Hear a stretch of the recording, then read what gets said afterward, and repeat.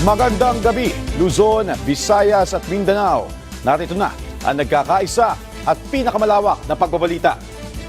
Sa pangunguna ng Presidential Communications Office na kinabibilangan ng Philippine Information Agency, Philippine News Agency, Presidential Broadcast Service, IBC at PTV. Mula sa PTV, ako po si Sheila Salaysay. Ihahatid namin ng mga komprehensibo at mahalagang balita mula sa iba't ibang bahagi ng bansa. Mula sa PTV, ako po si Joshua Garcia. Ito ang Balitang Pambansa. Ngayong gabi sa Balitang Pambansa, makasaysayang Murillo Velarde 734 map ng Pilipinas. Itinurn over kay Pangulong Ferdinand R. Marcos Jr. Mapa, nagpapakita ng mga sakop ng teritoryo ng Pilipinas sa West Philippine Sea. Batas na magtatatag ng ligtas na evacuation centers at pagpapaliban ng pagbabayad ng student loans, pirmado na rin ng Pangulo. Bilang ng mga Pilipino na may trabaho nananatiling malakas ayon sa Philippine Statistics Authority. Paglulunsad sa proyektong magpapaunlad sa magsasaka sa tulong ng makabagong teknolohiya, pinangunahan ni Pangulong Ferdinand R. Marcos Jr. Bilang pagtalima sa kautusan ni Pangulong Ferdinand R. Marcos Jr., Operasyon ng Pogo sa Pilipinas, tiniyak ng PAOK na tapos na bago magpalit ang taon. Driver ng truck sa likod ng pag-araro ng ilang mga sasakyan sa Katipunan sa Quezon City, hawak na ng pulis. At mga provincial bus, papayagang dumaan sa EDSA ngayong Christmas season ayon sa MMDA. Una po sa ating mga balita, opisyal na tinanggap ni Pangulong Ferdinand R. Marcos Jr. at First Lady Liza Araneta Marcos ang orihinal na Murillo Velarde 734 map na tinaguriang Mother of All Philippine Maps. Binigyan din ng Pangulo ang naging papel ng mapa sa teritoryo at soberanya ng Pilipinas. Ang detalye sa Balitang Pambansa ni Kenneth Pasyente ng PTV Manila. Mahalagang bahagi ng pagkakakilanlan ng Pilipinas. Yan ang iginiit ni Pangulong Ferdinand R. Marcos Jr. kasabay ng kanyang pagtanggap ng orihinal na Murillo Velarde 1734 map, ang mapang tinagurian bilang Mother of All Philippine Maps. Kasama ng Pangulong tumanggap nito si First Lady Luis Araneta Marcos. Ayon sa Pangulo, ang mapa ay nagsisilbi bilang isang mahalagang patunay ng malalim na ugat ng kasaysayan ng bansa. The map features details that go far beyond rivers and coastlines. There are depictions of indigenous Filipinos, mestizos, sanglees, bustling ports, verdant rural landscapes as well. It is as if Murillo Velarde, Sanchez, and Bagay sought to tell the world, yes, it is a collection of islands, but more than that, this is a nation that is in the making. Pero higit na ipinunto ng Pangulo ang naging papel ng naturang mapa sa pagbibigay diin sa teritoryo at soberanya ng Pilipinas. Lalo't isa ito sa 270 maps na ipinasa ng bansa sa Arbitral Tribunal noong 2013 na nagresulta sa pagkakapanalo ng bansa sa 2016 Arbitral Award sa South China Sea noong 2016. The 2016 Arbitral Award clarified maritime entitlements under UNCLOS, reinforcing our rights over resources within our exclusive economic zone and continental shelf.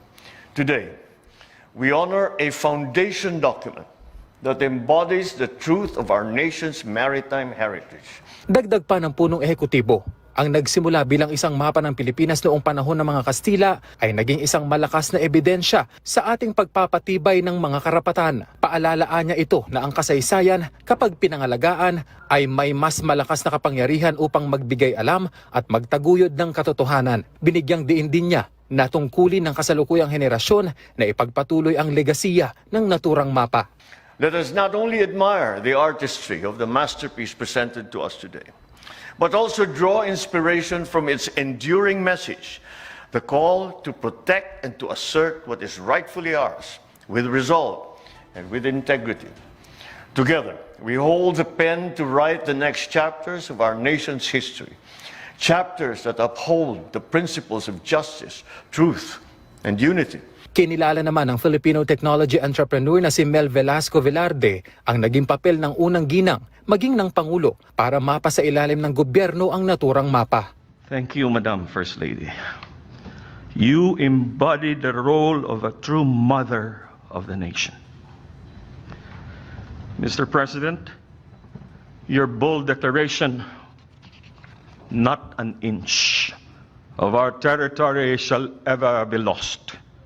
Restore dignity to the highest office of the land, and united the nation in sovereignty and pride. Si Velarde ang nakabili ng mapa sa isang auction sa London noong 2014 at kalaunay idinonate sa pamahalaan. Mula PTV Manila, Kenneth Pasyente, Balitang Pambansa. Nilagdaan na ni Pangulong Ferdinand R. Marcos Jr. bilang isang ganap na batas ang Ligtas Pinoy Centers Act. Layo nitong bumuo ng mas ligtas na evacuation centers na magagamit sa panahon ng kalamidad. Nagbabalik si Kenneth Pasyente ng PTV Manila para sa Balitang Pambansa. Matapos ang magkakasunod na pagtama ng malalakas na mga bagyo sa bansa, hindi maikakaila na milyong-milyong mga Pilipino ang naapektuhan, kabilang na ang pagkasira ng kanilang tahanan. Kaya para matiyak na may makakanlungan ng mga apektadong individual sa panahon ng sakuna, pinirmahan na ni Pangulong Ferdinand R. Marcos Jr. bilang batas ang Ligtas Pinoy Centers Act, na naglalayo na makapagtakda ng mga evacuation center sa iba't ibang syudad at munisipalidad sa bansa na matibay at may kakayahang magbigay ng pansamantala ngunit ligtas na tirahan para sa mga mamamayang naapektuhan ng kalamidad. Bagaman hindi target na magamit ang ganitong uri ng mga pasilidad, iginiit ng Pangulo na dapat pa rin mag-invest sa naturang mga infrastruktura. We need to ensure that the evacuation centers sufficiently respond to the needs of our people affected by calamities and other such emergencies. Investing in these climate-resilient facilities must be the norm, for we are not only protecting the people's lives, but also capacitating our local government units to respond, to reduce, and to manage the risks of disasters. Tugon din anya ito ng pamahalaan sa panawagan ng DepEd na hindi dapat magamit ang mga eskwelahan bilang evacuation center sa mahabang panahon dahil naaapektuhan ang pag-aaral ng mga estudyante. Schools are supposed to be sanctuaries for learning, creativity, and growth. They should not also bear the burden of being makeshift shelters. With the enactment of this law, we heed that appeal and commit to only using our schools for the promotion of our students' welfare and development of the education system. Kasunod niyan, inatasan ng Pangulo ang DPWH para sa napapanahong pagtatayo ng mga evacuation center na nakaangkla sa National Building Code at nakabatay sa pangangailangan ng isang lugar. Dapat din anyang maging climate change resilient ang mga ito, lalo't mas tumitindian niya ang mga bagyo. Samantala, tutugunan din ng pamahalaan ang hinaing ng mga estudyante na apektado ng mga sakuna at kabilang sa mga lugar na nasa ilalim ng state of calamity. Sa pamamagitan niya ng pagpapaliban ng pagbabayad ng kanilang student loan nang walang penalty at interest, lalo na tuwing at matapos ang bagyo. Sa bisaya ng Student Loan Payment Moratorium During Disasters and Emergencies Act na pinirmahan na rin ng Pangulo. Ayon sa punong ehekutibo, paraan ito para maibsan ang financial burden ng mga estudyante at ng kanilang pamilya. The benevolence of this law allows the disaster-affected students and their families to have a breathing space as they recuperate and rebuild their lives. It is our hope that this law will help lessen the financial burden off of our students' shoulders as they continue their schooling. Direktiba naman ng Chief Executive sa CHED at TESDA na tiyakin na hindi maaantala ang pag-aaral ng mga disadvantaged na estudyante sa harap ng kalamidad. Kinilala rin niya mga lehislador na tumulong para maisakatuparan ng naturang mga batas na tutugon sa pangangailangan ng maraming mga Pilipino. Mula PTV Manila, Kenneth Pasyente, Balitang Pambansa. Kaugnay niyan, nagpasalamat ang Department of Education kay Pangulong Ferdinand R. Marcos Jr. kasunod ng paglagda nito sa Ligtas Pinoy Centers Act. Ayon kay DepEd Secretary Sonny Angara, may tuturing na game changer ang bagong batas hindi lang sa pagtugon sa kalamidad kundi para sa edukasyon. Inaasahang masusolusyonan na ng bagong batas ang matagal ng issue ng paggamit ng public schools bilang evacuation centers tuwing may kalamidad. Paliwanag pa ni Angara, makatutulong din ang batas para maibalik agad ang kinansilang mga klase matapos ang pananalasa ng mga bagyo. Inaasahang lalakas pa ang sektor ng agrikultura sa Pilipinas. Ito ay matapos ang pagpapasinaya sa kauna-unahang mobile soil laboratory sa bansa na pinangunahan mismo ni Pangulong Ferdinand R. Marcos Jr. Ang detalye sa Balitang Pambansa ni Kenneth Pasyente ng PTV Manila. Akalaing simpleng truck, pero ang 10-wheeler truck na ito ay fully equipped sa mga makabagong kagamitan at pasilidad na makatutulong sa pagsusuri ng soil parameters o kalidad ng lupa ng mga magsasaka sa bansa. Ito ang kauna-unahang mobile soil laboratory sa bansa na mismong pinangunahang pasinayaan ni Pangulong Ferdinand R. Marcos Jr. Ayon sa Pangulo, magsisilbing daan ang mobile soil laboratory na tulungan ng mga magsasaka ukol sa wastong soil data para sa epektibong paggamit ng pataba. Gayon din ang pagpapahusay at pagpapaganda ng kanilang produksyon, kasabay ang pagtulong sa mga magsasaka para gawing masagana ang kanilang lupa para mapaunlad ang kanilang hanap buhay. May kakayahan ang MSL na magsuri ng higit 40 chemical, physical at microbiological parameter ng lupa at tubig. Sa pamamagitan nito, matutulungan ang ating mga magsasaka na masigurong malusog ang kanilang lupa, ang pundasyon ng mas mataas at mas masaganang ani. Makapagtuturo rin anya ito sa kanila ng bagong kaalaman sa teknolohiya at makabagong pamamaraan sa agrikultura dahil magsisilbi rin itong training facility. Higit pa riyan ang tulong ng naturang laboratorio para bumuo ng mga makabagong teknik sa agrikultura na ayon sa Pangulo ay makapagpapalakas pa ng sektor ng agrikultura at pagkamit ng food security sa bansa. Hindi lamang ito'y nakakatulong sa ating mga magsasaka.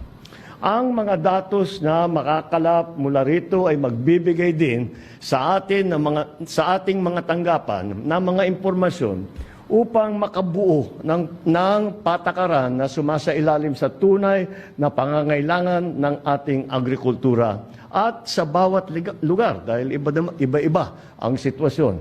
Nagkakahalaga ng 38 million pesos ang bawat mobile soil laboratory. Karagdagang 16 pa nito ang inaasahang pasisinayaan sa susunod na taon at itatalaga sa iba't ibang rehiyon sa bansa.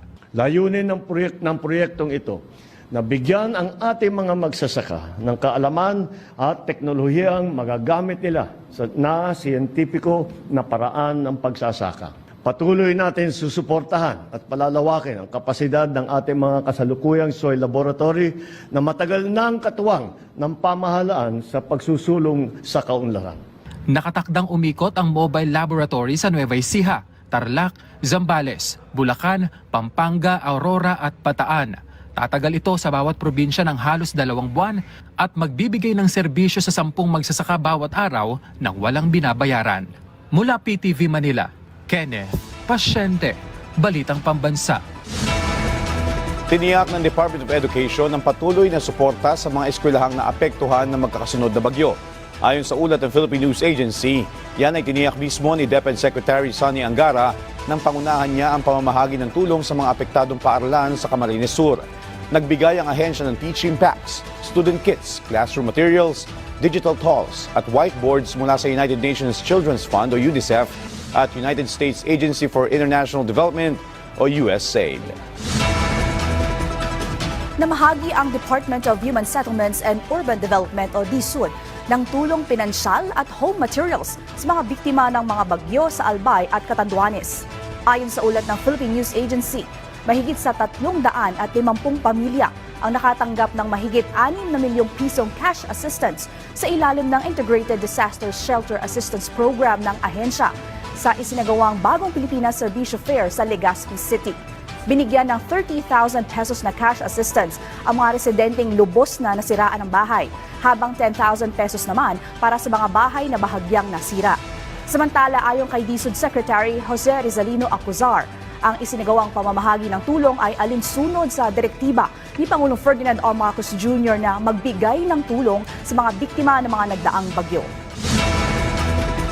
Bumaba sa 3.9% o 1.97 milyon ang unemployment rate noong Oktubre 2024. Ayon yan sa PSA, mas mababa ito kumpara sa 4.7% o 2.38 milyon noong Hulyo. Ayon kay Undersecretary Claire Dennis Mapa, nakaapekto ang mga bagyo sa sektor ng pangingisda at aquaculture na kung saan ang nawalan ng trabaho ay nasa 190,000. Tumaas naman ang bilang na may trabaho sa 48.16 milyon ngayong Oktubre. Malaki ang naidagdag ng transportasyon, construction at food services. Inaasahan ng PSA na mas bubuti ang employment situation ngayong Disyembre. Ang nakikita namin talaga itong mga bagyo So siyempre, siguro cautious yung ating mga fisher folks na lumabas because of the storms. And nakikita namin yung typhoon talaga, medyo nag-contribute siya doon sa mga subsectors kung saan bumaba yung ating employed persons. Nananatiling matatag ang labor force ng Pilipinas habang patuloy na bumababa ang unemployment rate sa target ng 2024. Bumaba ang unemployment rate sa 3.9% noong Oktubre 2024 ayon kay Finance Secretary Ralph Recto. Mas mababa ito sa target na 4.4% hanggang 4.7% ng Philippine Development Plan. Tumaas ang bilang ng may trabaho sa 48.2 million mula 47.8 million noong 2023. Malaking ambag ang serbisyo, lalo na ang call centers na nagdagdag ng 247,000 na trabaho. Pinalalakas ang trabaho sa pamamagitan ng Create More Act at Enterprise-Based Education and Training Framework Act upang mapataas ang kasanayan ng mga manggagawa. Sa kabila ng job losses dulot ng bagyo, ipinatutupad ang Green Skills for Green Jobs program upang magbigay ng trabaho sa renewable energy sector. Hawak na ng mga pulis ang driver ng truck na sangkot sa karambola ng mahigit 20 sasakyan sa northbound lane ng Katipunan Avenue flyover pasado alas 6 kagabi, na nagresulta sa pagkamatay ng 4 na individual at ilang biktima na ang sugatan. Base sa pahayag ni Police Captain Napoleon Cabigon, Traffic Sector 3 Commander, sinabi ng pahinante ng wing van truck na nawalan daw sila ng preno habang papaakyat ng flyover pasado alas 6 kagabi. Naunang tumakas ang driver ng truck pero natunton din siya ng mga pulis sa kanyang inuupahang bahay sa Diliman, Quezon City. Ayon sa panayam kay Police Senior Master Sergeant Jefferson Morales sa Punto Asintado Reload, posibleng maharap sa kasong reckless imprudence resulting in multiple homicide, multiple physical injuries at damage to property ang operator ng truck. Paalala po sa ating motorista na maging maingat sa pagmamaneho lalo na ngayong holiday season at ugaliin i-check ang mga parte ng sasakyan para makasigurong ligtas ang magiging biyahe.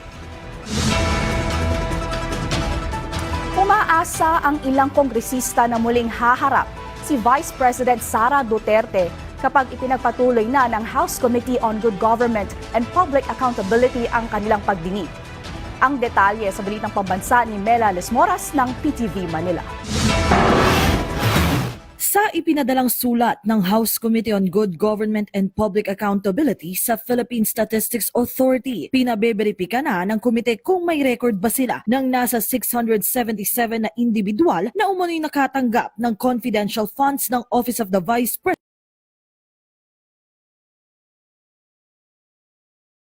ng PSA na walang Mary Grace Piatos at Kokoy Villamin sa kanilang database na kabilang din sa mga pangalang nakasaad sa acknowledgement receipts ng OVP at DepEd. Sabi ni Committee Chair Joel Chua, nakababahala ito kaya't kailangan ng masiyasat kung lehitimong tao nga ba ang iba pang nakatanggap ng confidential funds ng OVP at DepEd. Sa susunod na linggo naman, inaasang ipagpapatuloy ng House Committee on Good Government and Public Accountability ang kanilang mga pagdinig. Giit ng Makabayan Bloc, mas mainam kung haharap ditong muli si Vice President Sara Duterte. Sa ngayon, may 2 impeachment complaints na rin na nakabinbin sa Kamara laban sa Vice Presidente. Imbes na dumaan pa sa komite ang resolusyon, nangangalap na rin ng suporta ang Makabayan Bloc sa iba pang kongresista para maidiretso na ito sa Senado. 1/3 ng House members ang kailangang pumirma para rito. 2 yung sinend ko sa aming Viber group. So, yung complaint itself at saka yung endorsement. We're giving our colleagues yung weekend para mapag-isipan, mabasa yung buong complaint at kung sakaling gusto nila magpirma doon sa endorsement, mahal namin yan by Monday. We strongly appeal sa mga colleagues natin na mabasa the soonest time possible ang impeachment complaint. Ang nakataya naman dito ay ang kaban ng bayan at doon tayo pumanig sa interes ng publiko. Una na ring sinabi ni House Secretary General Reginald Velasco na posible namang madagdagan pa ang impeachment complaints sa Kamara laban sa Vice Presidente. Pero gate ng ilang miyembro ng majority bloc, malabong sa kanilang hanay ito manggaling kung sakali. Ang alam ko, it has never been discussed nor talked about na may complaint na manggagaling from either any of the majority parties, no? As to whether there will be third, fourth, or fifth, I don't see anything wrong about that. Kaya lang, I am not a privy to that. Mula sa PTV, Melalas Moras para sa Balitang Pambansa. Iniutos ni Pangulong Ferdinand R. Marcos Jr. sa Philippine Amusement and Gaming Corporation o PAGCOR na tuluyan ng ipasara ang lahat ng POGO operation sa bansa bago matapos ang taon. Ito ay kasunod ng mga ulat ng krimen at iligal na gawain na kinasasangkutan ng POGO. Ang detalye sa Balitang Pambansa ni Ryan Lesiges ng PTV Manila. I hereby instruct PAGCOR to wind down and cease the operations of POGOs by the end of the year. Ito ang matapang na utos ni Pangulong Ferdinand Marcos Jr. sa PAGCOR kasabay sa kanyang ikatlong State of the Nation Address o SONA ngayong taon. Ipinag-utos ito ng Pangulo matapos masangkot sa iba't ibang krimen tulad ng scam, human trafficking, money laundering at iba pa ang ilang POGO hubs sa bansa. The grave abuse and disrespect to our system of laws must stop. Kailangan nang itigil ang panggulo nito sa ating lipunan at paglalakastangan sa ating bansa. Makalipas lamang ang ilang buwan, tuloy-tuloy na ang pagpapadeport ng mga dayuhan na sangkot sa illegal na POGO sa bansa. Kahapon, tuluyan ang naipadeport pabalik sa China ang 187 POGO workers na walang legal na dokumento para magtrabaho sa bansa. Ayon kay PAOK Executive Director Undersecretary Gilbert Cruz, ang mga ito ay pawang mula sa sinalakay na POGO hub sa Lapu-Lapu City, Bamban, Porac at Metro Manila. Kasabay sa deportation ay blacklisted na din sila o hindi na makakatungtong muli sa Pilipinas. Nasa 190 sana ang bilang ng ide-deport kahapon pero naiwan muna ang 3 dahil sa nakabimbing kaso. Susunod silang papauwin sa China oras na matapos na ang kanilang verification process. Ngayong araw naman ay nakatakdang pauwiin sa Indonesia ang nasa 12 Indonesian national. Samantala, mainihanda naman ang DOLE na job fair para sa mga displaced POGO workers sa Laguna.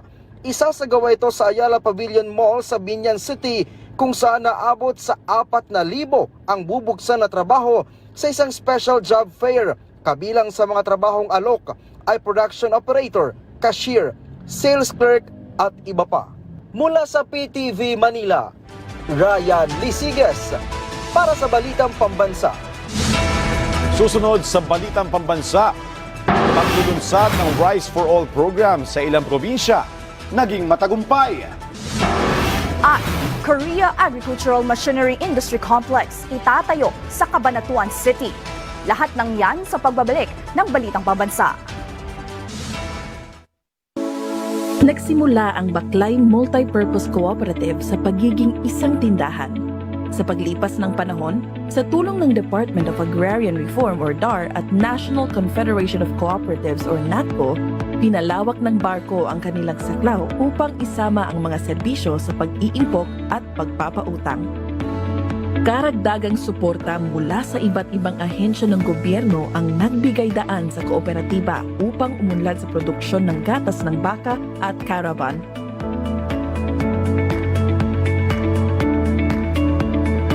Para sa Zamboanga del Sur, isang unit ng cargo truck. Kinilala ng DAR ang potential ng barko at binigyan sila ng isang cargo truck sa ilalim ng Climate Resilient Farm Productivity Support Program. 31 proyekto ng mga makinarya at iba pang suporta ang naibahagi ni Pangulong Ferdinand Marcos Jr. noong ika-24 ng Mayo. 30 organisasyon rin ang makikinabang sa suportang inihandog ng Administrasyong Marcos. Nagpapahayag ang barko ng taus-pusong pasasalamat para sa walang patid na suporta ng DAR. At kinikilala nila si Pangulong Bongbong Marcos para sa kanyang dedikadong atensyon sa mga benepisyaryong magsasaka. Maraming salamat, President Bongbong Marcos of DAR.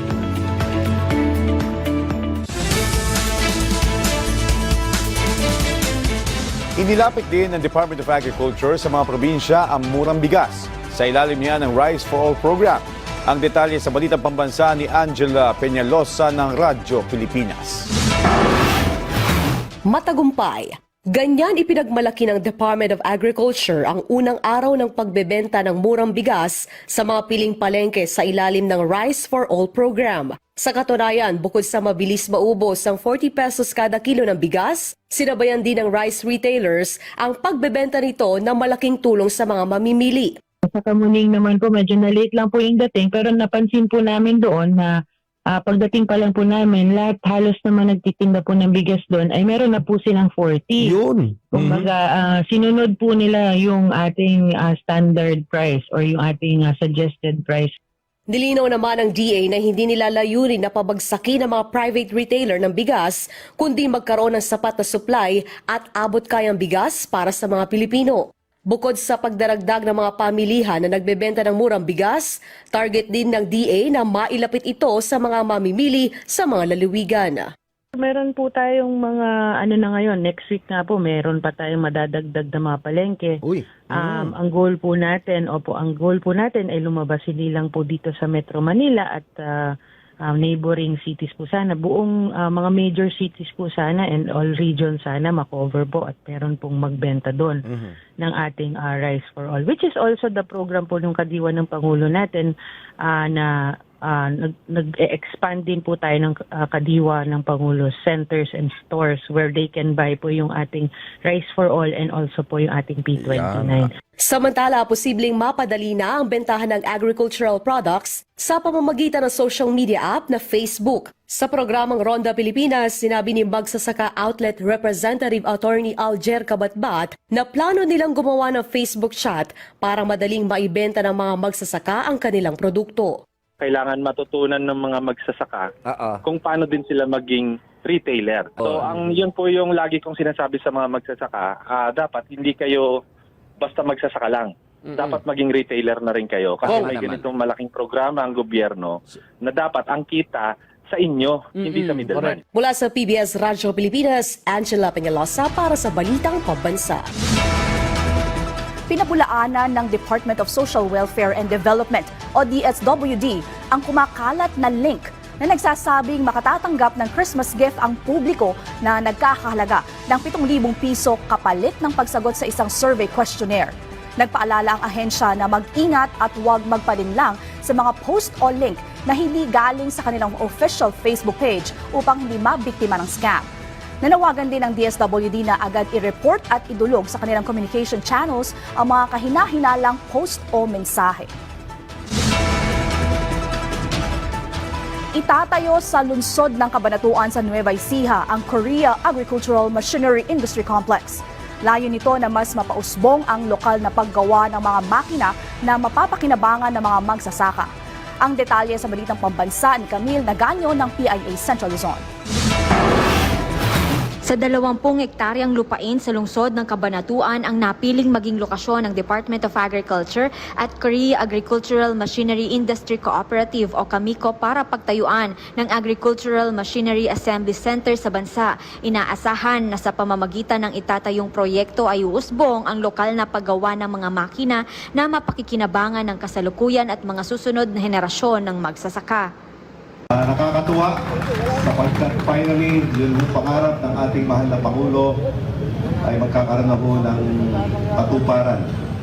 In the next couple of years, marami hong maipoproduce na mga makina na kagaya ho ng mga nakita natin kanina na balang araw ay kakalat sa buong kapuluan ng ating bansa.